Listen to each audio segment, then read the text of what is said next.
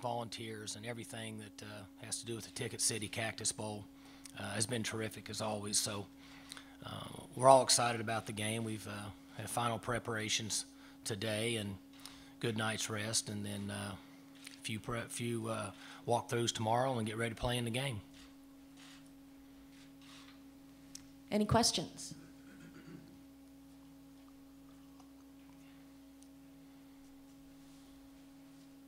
Coach, a lot of repeat stuff I'm sure you've heard. How reinvigorated has your team been, not just for the Bedlam win, but even the performance in a tough situation in Waco? I mean, and then through the bowl practices, is this a completely different team attitude-wise than you've had in the last couple of months, maybe?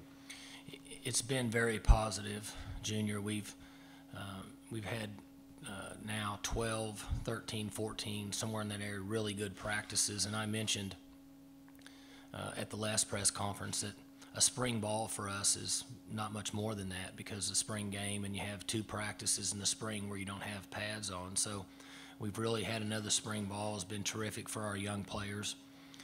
Their energy and their attitude, not just the players, the staff, people in the community on campus, has been really good. So it was a huge lift for our team and our school. I think all the people involved with Oklahoma State. Next question.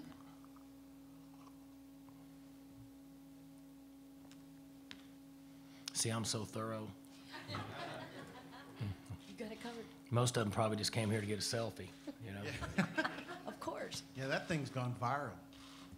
John Klein told me it's the most popular thing on the Tulsa World website. Robert Allen with, huh? John? Okay. Robert Allen with the Cowboy Radio Network. A little bit off Bobby's question.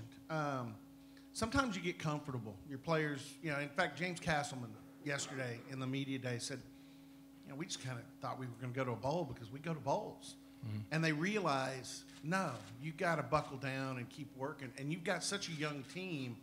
For 40% of your team to learn that lesson right now, that they hopefully will maintain the rest of their career, what does that mean for you as a coach? Well, the 40% that you're referring to, and the other years that we've been to bowls, it's been 70% of our players that had some experience of playing in a bowl game, Christmas vacation, showing up, being mature enough to handle a fun environment like Arizona. And this year it's just 40% of our players. And it's important they understand the commitment in order to get to postseason play. But they've really matured over the last month, as I was talking about earlier. And it's been really good for our football team. And Castleman and the veteran mature players, I think there was a time they may have relaxed. I also know that playing 21 freshmen or true freshmen contributed to some of that.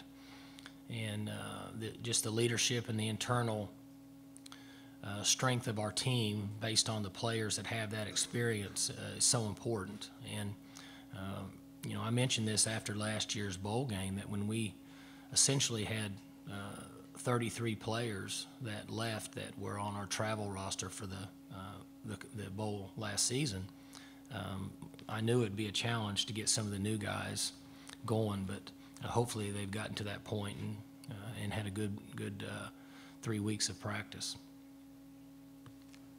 Here in the front right. Mike, what do you remember about the recruiting of Jadon Mickens, and did you think you had a shot to land him? Well, if I wouldn't have flown out to L.A., I wouldn't have flown out to L.A. unless I thought I had a shot. And Oklahoma State lives in Texas and Oklahoma and Kansas for the most part. There'll be 3 or 4 players a year in the state of Oklahoma that we offer, and 2 or 3 in the state of Kansas. And there's on average 355 Division I players in the state of Texas. So for us to fly to California means that we feel like we have a good chance. And his recruiting was a little different. Identified him late for that reason, but showed a lot of interest, had good conversations. I really enjoyed him as a person, his personality.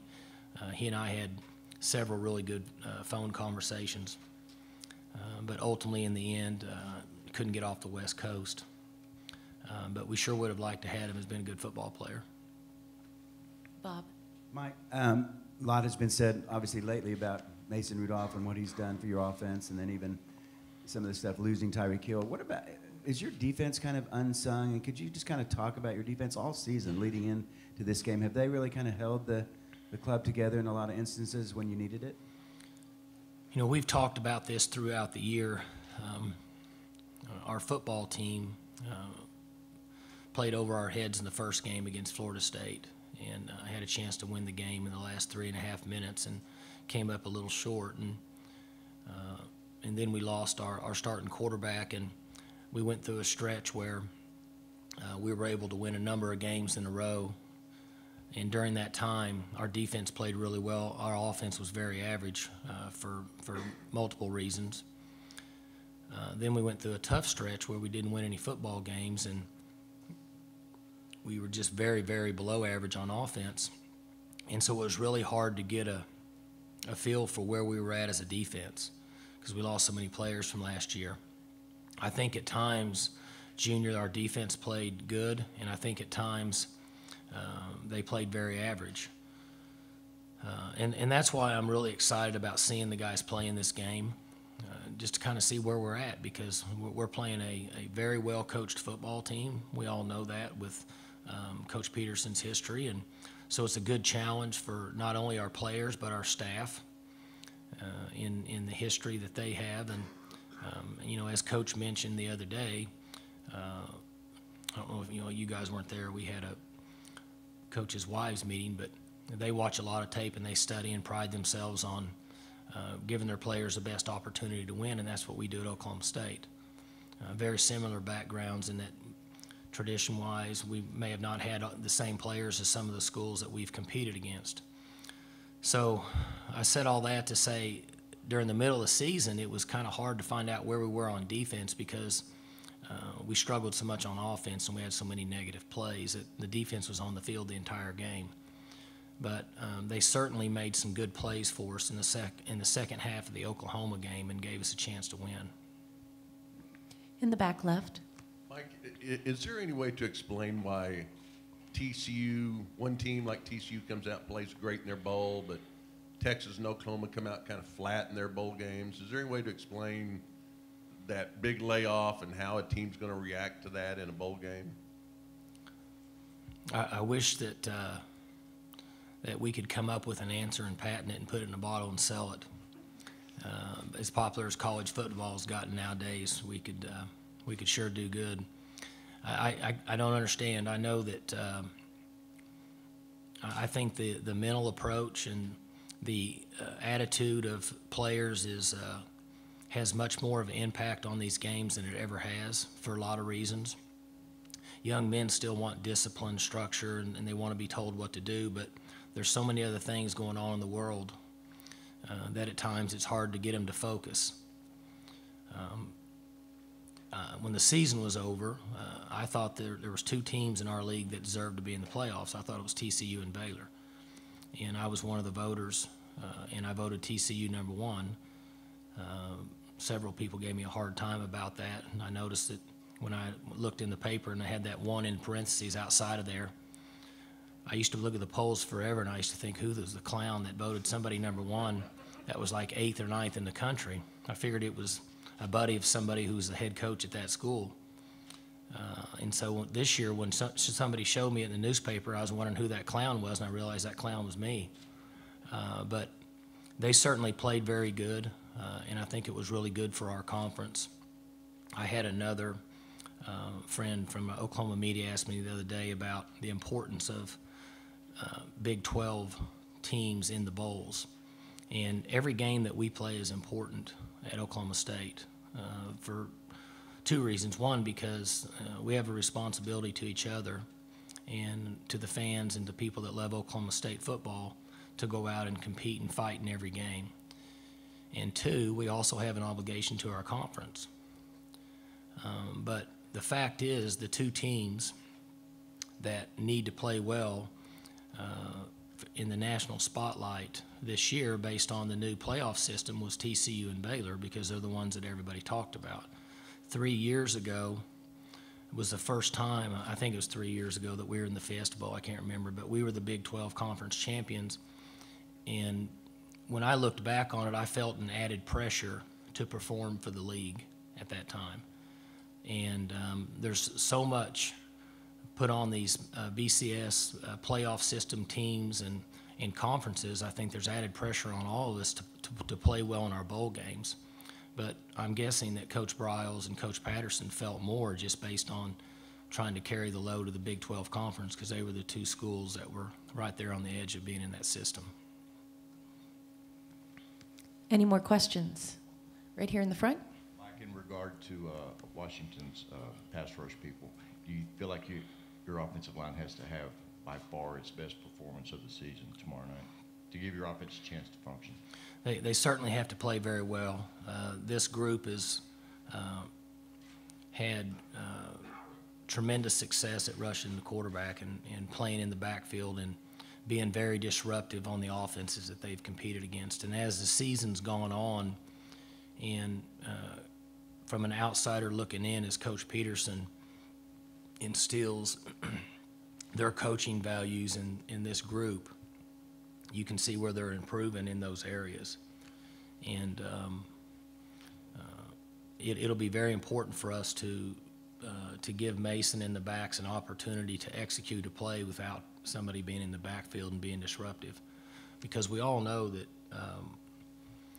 if they can get in the backfield and be disruptive and make running backs make cuts behind the line of scrimmage and force Mason to move out of the pocket before he can keep his eyes down the field, then it's difficult for an offense to have success. Bob? You've already learned their names. You're doing good. And I called him Junior. You called him Bob. That's pretty good. That shows you how old I am, really. Well, she said you go way back. We go way back. So I don't know. Who is it, Junior or Bob? My father called me, damn it. But anyway, all right. I understand. You hear me. How you have? I haven't heard you say this publicly. I'm sure you have. You've talked about it. But the bowl streak. Now that you're here and you made it and you won Bedlam, how important was that? I mean, wasn't that truly important to? Sure. You got to keep going to bowl games. It's important during recruiting. The interest level of young men that we recruit changes every so often. It's people talk about wins, people talk about bowl streaks, and then you can go into a home with parents and a young man, and they may not even know if you're in a bowl. So sometimes it's a factor and sometimes it's not. In the middle of the season when we were struggling, I had one member of the media ask us how important it would be to get into a bowl for practice reasons. And I thought I would kind of lighten up the room and said, well, it doesn't really matter, and nobody bought it. Everybody was so frustrated at us because we weren't winning. But the streak is important for us to have those practices, which we did over the last 3 weeks. Those 12 practices are very important for us to develop the younger players, the guys that we've talked about and you've talked about in the press that are first-year players. But, you know, they were told 2 weeks ago that they're now essentially second-year players because they've got a season under their belt. But those practices are really important, and I think it's vital for us to continue to develop our program and work to get better. In the back right. Mike, even without playing, in what ways has J.W. Walsh continued to be a leader in your locker room and impact your team? Well, J.W. is a special young man, and it seemed like every time he's just gotten started that he got injured. This is a second episode for him, and he works hard, and you know, he looks like a linebacker now. He spent so much time in the weight room working on his upper body while his foot improves. But we enjoy seeing him out there, and he talks to the quarterbacks, and we had to put him in the stands, and he sat in the tunnel at our home games because we were concerned about him being able to get away of a play that came off the sideline, and I would anticipate that he would be able to stand on the sideline with the team during this game So he understands defense, he understands our offense, and should be able to contribute like he has just being around our team. And I had mentioned this to you guys 2 or 3 years ago that he pushes everybody on the team because he works harder than anybody. He always had. His dad is a coach, and he was raised in a coaching family, and has been an overachiever for a long time. So his role is very important to our team. We all have to have players that can make plays on Saturdays in order to have success, but there's also a role for young men that want to be a part of a team and compete, and there's a trust factor, and they're tough, and they understand the system, and they love Oklahoma State football, and he falls in that category. We're looking forward to him getting healthy and competing again. Front right. What does it say, Mike, about your program and this collection of guys you have now, that the Tyreek Hill situation doesn't seem to have had a devastating effect on your morale? One thing we try to instill in our players when they arrive on campus is that nobody owes them anything, and entitlement is something that we don't allow. And there are certain things that we and they can control, and then there's more things that they'll be faced with that they can't control.